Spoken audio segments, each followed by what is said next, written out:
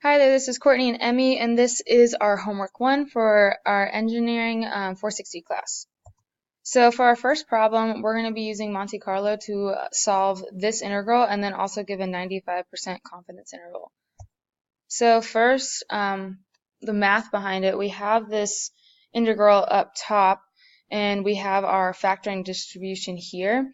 So in order to kind of cancel it out and get this expected equation or expectation right there, we're going to use a substitution and let x squared equal y squared over 2 and take the derivative of that and then plug it in to our equation down here. And once it simplifies all the way through, you can see the work, we get the square root of pi times our expectation. And so for Monte Carlo, we're going to put it into MATLAB. And so here we have that original equation up here, and it's going to be put into our integral. So we have int, and we have our function, and then our symbolic value right there. And this was the integral on support from negative infinity to infinity. And then we're going to generate a random 1,000 ends. And then with that, we're going to find the mean and our standard deviation by plugging it into this formula here. And this is where that expectation comes into play, goes in right there. And so then those two values are used in our confidence intervals for the upper and lower boundaries. And then we get down here our value for our integral.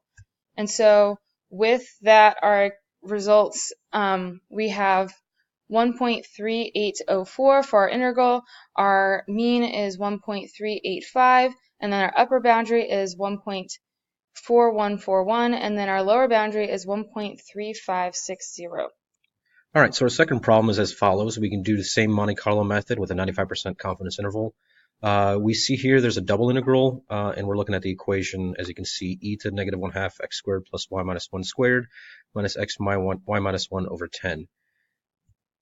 So again, what we want to do is we want to try to identify the factoring distribution. And as we can tell from here, the factoring distribution is a double normal. So we have to pull out two normal distributions out of that equation first to be able to get our expected value. So as you can see, once we pull out the two normal distributions, factor those out, we're left with a substitution here, which is our z equals y minus 1 dz.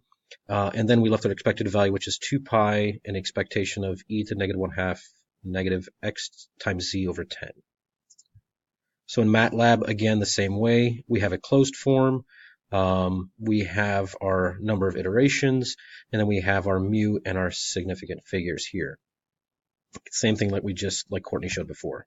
And our results, our closed form is 6.291. As you can see, our Monte Carlo is really close at 6.2913 with upper and lower confidence intervals at 95% there, 6.29 and 6.2909.